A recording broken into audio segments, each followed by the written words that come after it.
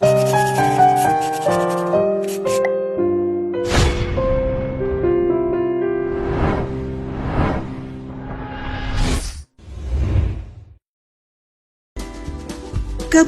Garut berawal dari pembubaran Kabupaten Limbangan tahun 1811 oleh Gubernur Jenderal Hindia Belanda William Daendels dengan alasan merosotnya produksi kopi.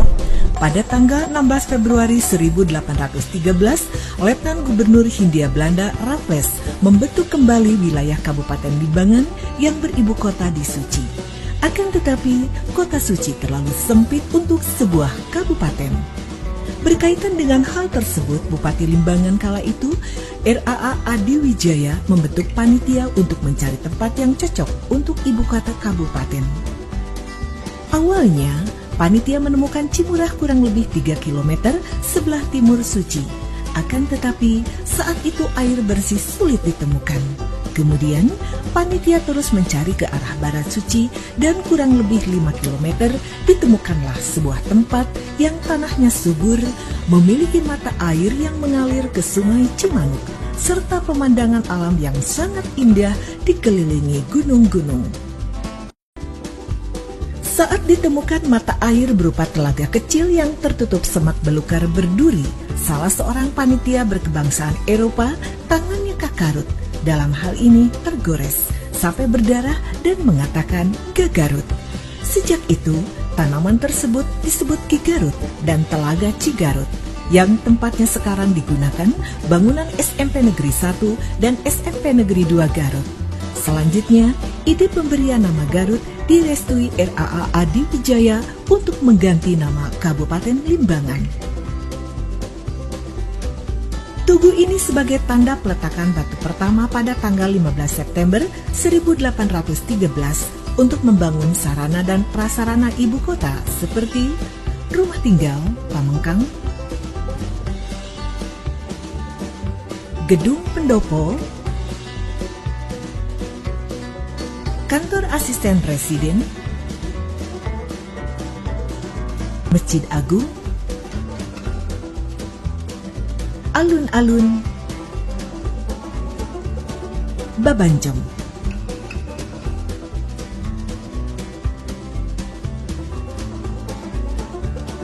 Di Babanjong ini, Presiden Soekarno pernah berpidato di tengah masyarakat Garut pada tanggal 8 Desember 1960. Pada waktu yang bersamaan, Presiden Soekarno menyerahkan plakat penghargaan kepada Kabupaten Garut yang dinobatkan sebagai kota terbersih se-Indonesia dengan sebutan Kota Intan.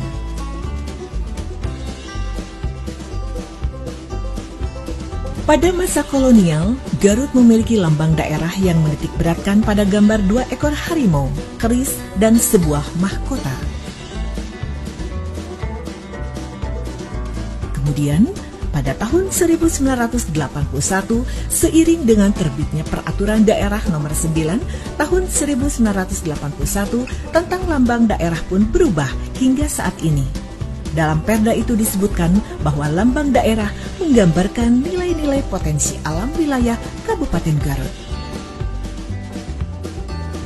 Bupati yang menjabat di Kabupaten Garut dari masa ke masa, RAA Adi Wijaya, Raden Tumenggung Kusumadiningrat, Raden Adipati Surya Natakusuma, Raden Adipati Arya Wiratanudatar. Beliau adalah Bupati keempat Limbangan sekaligus Bupati pertama Kabupaten Garut berdasarkan Surat Gubernur Jenderal Hindia Belanda nomor 60 tanggal 7 Mei 1913, nama Kabupaten Limbangan menjadi Kabupaten Garut. Bupati RAA Wiratanudatar menikah dengan Raden Ayu Lasminingrat, putri dari Raden Muhammad Musa, penghulu Kabupaten Garut. Raden Ayu Lasminingrat adalah satu-satunya perempuan yang pada saat itu mahir berbahasa Belanda. Tahun 1912, Raden Ayu Lasminingrat mendirikan sekolah istri yang kini bangunannya digunakan sebagai SDN Ranggalawe. RAA Surya Kartalegawa, RAA Muhammad Musa Surya Kartalegawa, Raden Tumenggung Endung Surya Putra, Raden Kalih Wiratmaja, Raden Tumenggung Agus Padmanegara, Raden Tumenggung Kartahudaya, Raden Muhammad Sabri Kartasomantri, Raden Muhammad Noh Kartanegara, Raden Gahara Wijaya Surya, Letnan Kolonel Akil Ahyar Mansur, Raden M. Bob Yakob Ishak, Dr. Anas R. Muhammad Syamsuddin, Insinyur Hasan Wirahadi Kusuma, Letnan Kolonel Iman Sulaiman, Letnan Kolonel Kavaleri Taufik Hidayat, Haji Momon Ganda Sasmita Sarjana Hukum, Dr. Anas Haji Toharudin Gani, Dr. Anas Haji Dede Satibi, Haji Agus Supriyadi Sarjana Hukum, Memo Hermawan, Haji Aceng HM Fikri SAG, Haji Agus Hamdani GS SPDI, Haji Rudi Gunawan SHMH MP.